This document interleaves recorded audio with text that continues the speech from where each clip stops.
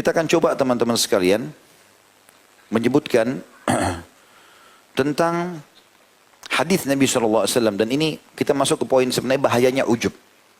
Apa sih efeknya kalau kita ada ujub itu, berbangga ya? Yang pertama, akan membatalkan dan menghancurkan amal-amal kita. Dan ini berbahaya, membinasakan. Beranjak daripada hadis Nabi SAW diriwayatkan oleh Abdul Razak dengan sanad hasan, "Thalathu muhlikat, syuhum muta' wa hawa muttaba' wa ijabul mar'i binafsihi." Dan ini tadi sempat disebutkan oleh Umar radhiyallahu anhu, dan saya sudah sampaikan tadi kalau itu adalah dari sebuah hadis, dan hadis ini saya janjikan tadi saya sebutkan. Yang artinya 3 hal yang membawa pada jurang kebinasaan dan kehancuran. Artinya hancur amal-amalnya, ya, binasa hidupnya, ya, hilang kemakmurannya, tamak lagi kikir. Yang kedua mengikuti hawa nafsu yang selalu mengajak pada kejelekan, dan yang ketiga bangga terhadap diri sendiri. Dan ini yang sudah disebutkan tadi tentang bahayanya, ya. Kemudian yang kedua bisa menyebabkan murka Allah Subhanahu wa taala. Karena itu adalah perbuatan maksiat. Dan Allah tidak suka. Dan murka Allah datang dalam bentuk hukuman. Dan kata ulama, salah satu dosa yang bisa langsung mendatangkan hukuman Allah adalah ujub. Sebagaimana kasus terjadi di Hunain tadi. Baru bangga Allah sudah buat kekalahan. Gitu kan. Ini sesuai dengan sabda Nabi SAW juga, seseorang yang menyesali dosanya, maka ia menanti rahmat Allah.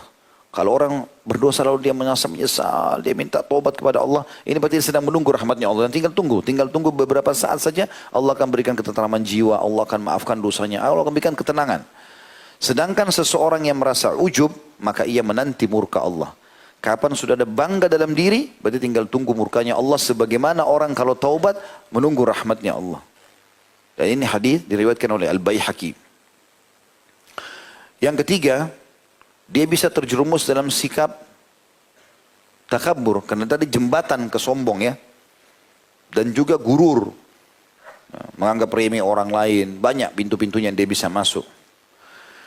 Dan ini berbahaya sekali, karena sudah saya bahasakan tadi, setiap kelebihan kita harus pamerkan dengan merendah. Ingat selalu kaidah itu. Setiap kita ada merasa lebih, langsung kita merasa merendah, ya.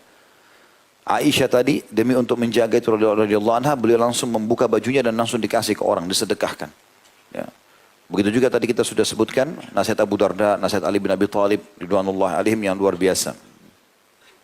Nabi SAW bersabda, tidak akan masuk surga orang yang dalam hatinya ada seperti biji sawi dari kesombongan. Ya, artinya terbawa dari ujub tadi, maka akhirnya menganggap remeh orang kan gitu. Awalnya cuma bangga saja, tapi lama-lama akan anggap remeh orang. Dia bangga dengan ketampanan, kecantikan, putih kulitnya, rambutnya yang lurus, apalah mulusnya kulit, tingginya badan, jabatan, kekayaan, akhirnya membuat dia mau tidak mau masuk ke pintu nanti kesombongan. Pas anggap remeh orang udah, oh mobil saya lebih bagus daripada mobilnya, oh badan saya lebih bagus, oh begini dan begitu. Ya. Oleh karena itu teman-teman, kita walaupun Allah berikan harta, berteman juga sama orang miskin. Kita diberikan ketampanan, kecantikan, berteman juga sama orang yang jelek. Semua orang kita temani. Bukan berarti kita harus berteman sama orang yang sama dengan kita saja semua. Ada orang Masya Allah tampan sekali, tapi teman-temannya semua, siapa saja dia berteman. Orang cantik dia berteman sama semua orang. Itu bagus, sifat tawadhu. Duduk teman-temannya di bawah, dia duduk di bawah semuanya. Sama-sama teman-temannya, walaupun dia adalah orang yang dikenal. Misalnya, pada saat dia lagi santai, segala macam, itu gitu. Ya. Kemudian juga, atau dalam dalilnya adalah sabda Nabi SAW tadi, tidak akan masuk surga orang yang dalam hatinya seperti biji sawi dari kesombongan. Yang keempat, menyebabkan ya, pengumbaran hawa nafsu. Disebutkan dalam sebuah riwayat Al-Bazzar, kata Nabi SAW, seseorang yang mempunyai perasaan ujub akan selalu menilai dirinya baik dan tidak pernah menilai dirinya buruk.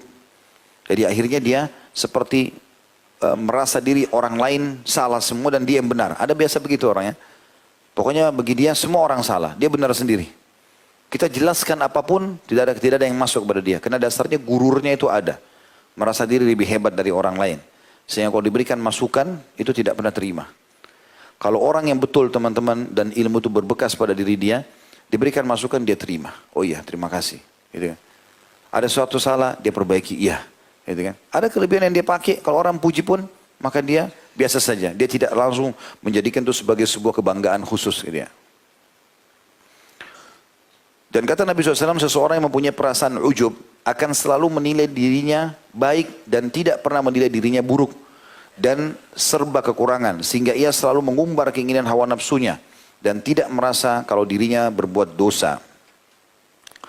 Maaf, ini statement para ulama. Dikuatkan dengan hadis Nabi SAW, andaikan kalian tidak pernah berbuat dosa sedikit pun. Ini hadisnya ya. Tadi saya keliru mengatakan Nabi SAW bersabda. Jadi itu statement para ulama yang akan membawa kepada dalil ini akan saya sebutkan. Nabi SAW bersabda, andaikan kalian tidak pernah berbuat dosa sedikit pun. Andaikan kalian coba menjaga dosa supaya tidak terjadi, pasti tetap aku khawatir kalau kalian berbuat yang lebih besar daripada dosa yang kalian khawatirkan, yaitu ujub. Ini sudah cukup membuat dia masuk ke dalam dosa besar. Ya. Karena memang dasarnya ya, dia akan masuk dalam larangan syariat Allah Subhanahu wa Ta'ala. Begitu juga ada yang kelima bisa membuat orang benci, ya, manusia benci, dan itu adalah pelanggaran agama. Syekh Utsaimin rahimahullah mengatakan bahwasanya perbuatan yang paling jelas bisa membinasakan orang adalah ujub itu, dan dia bagian daripada dosa.